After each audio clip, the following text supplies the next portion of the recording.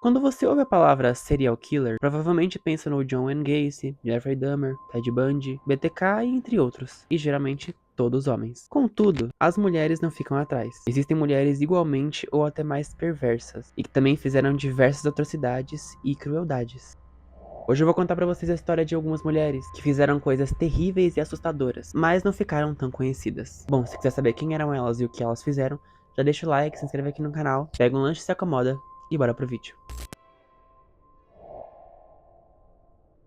Nancy Hazel, como foi batizada, nasceu nos Estados Unidos, e ela cometeu seu primeiro crime quando tinha cerca de 20 e poucos anos de idade. Ela assassinou 2 filhas com intoxicação alimentar, mas isso foi só o começo. Ao todo, ela matou 2 netos, 5 maridos, 2 sogras, uma irmã e, segundo a própria confissão dela, a própria mãe. E a razão para os crimes era um seguro financeiro, que ela recebia depois da morte das vítimas. Bom, após a morte do 5º marido dela, ela foi presa e condenada à prisão perpétua, e ela acabou falecendo em 1965, de leucemia, quando tinha 60 anos de idade.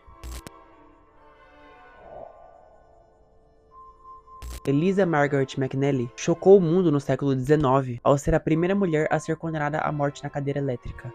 Ela era de origem irlandesa, mas se mudou bem jovem para os Estados Unidos. A Lizzie matou os 2 primeiros maridos dela, foi abandonada pelo terceiro. Quando ela tentou matar o 4º marido, a tentativa de morte foi falha. Depois disso, ela tentou recriar a vida dela na Filadélfia e passou a viver com uma família amiga dos pais dela. Em pouco tempo, ela incendiou a loja que ela trabalhava para tentar pegar o seguro. Ela passou um tempo na cadeia e quando ela saiu, os vizinhos estranharam o comportamento dela. Eles exigiram que fizessem uma busca na casa dela. E quando a polícia chegou lá, se depararam com 2 mulheres mortas no celeiro e o amante dela sobre as tábuas no chão. Ela foi levada sob custódia e foi condenada à cadeira elétrica. Mas depois a sentença dela mudou para prisão perpétua e ela passou a viver no hospital estadual Montalban para os criminosos insanos. E antes dela chegar a falecer, o último crime que ela chegou a cometer foi atacar uma enfermeira 200 vezes com uma tesoura.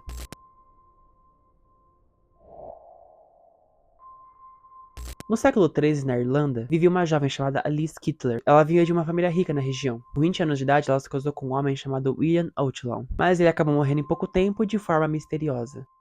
Pouquíssimo tempo depois, ela acabou se casando de novo, com um homem chamado Adam Blunt. E meses depois, ele morreu de forma inexplicável também. E pouco tempo depois, ela se casou mais uma vez, com um homem chamado Richard DeVally. E aconteceu a mesma coisa, morreu de forma misteriosa. E mais uma vez, pouco tempo depois, ela encontrou outro marido. Só que dessa vez a história seguiu um rumo diferente. O novo marido dela desconfiou dela e pensou que ele poderia estar sendo envenenado por ela. Então ele alertou os familiares dele, que se acontecesse alguma coisa com ele, era culpa da Alice. Bom, e quando ele veio a falecer, de fato, as acusações caíram em cima da Alice, e ela foi a primeira pessoa acusada de bruxaria na Irlanda. Porém, graças aos seus contatos importantes da época, ela conseguiu fugir, e o paradeiro dela até hoje segue desconhecido.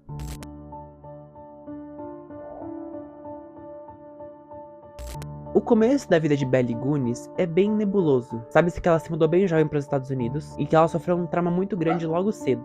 Quando ela estava grávida, ela teria sido atacada por um homem, que causou a morte do bebê dela. Isso teria aparentemente mudado radicalmente o comportamento dela.